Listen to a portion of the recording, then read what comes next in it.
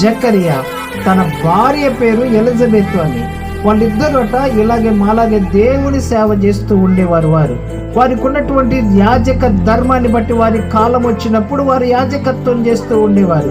జకరియా ఎలిజబెత్లు కూడా ఆ యాజక ధర్మం చేస్తూ ఆయన దేవుని మందిరంలో ధూప వేదిక అనేటువంటి ఒక స్థలం ఉంటుంది. ఆ స్థలంలోకి వెళ్ళి ఆయన ధూపం వేస్తున్నాడు, అంటే మన భాషలో ప్రార్థన చేస్తున్నాడు, యాజక ధర్మాన్ని కొనసాగిస్తున్నాడు.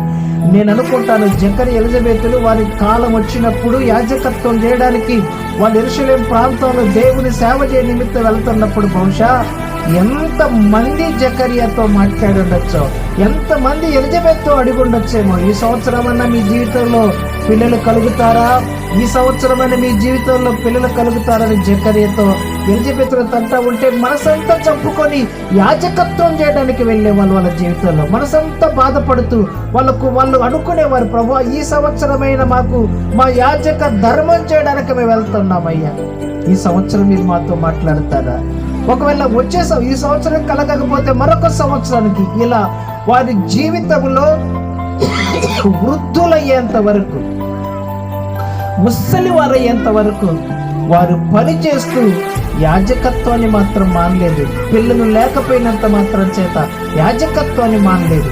ఈరోజు ఒకవేళ దేవుని సన్నిధికి వస్తూ సంతానం లేక బాధపడతా ఉంటే, ఇంకా అయినప్పటికీ కొన్ని ఏళ్ళు గడుస్తున్నాయేమో, దేవుని సన్నిధికి వస్తూ కూడా ప్రార్థనలకు వస్తూ కూడా ఇంకా ఏళ్ళు గడుస్తూ వయసు మీద పడతా ఉంటే చుట్టుపక్కల వారు ఎంత కాలం ప్రార్థనకి వెళ్తున్నారు, ఇంకా నీకు పిల్లలు లేరని మాట్లాడుతూ ఉన్నట్లయితే, ఈ రాత్రి జకరియాతో దేవుడి దూత మాట్లాడుతుంది, జకరియా ఇదిగో నీ భార్య గర్భం ధరిస్తుందని చెప్పాడు. స్తోత్రం.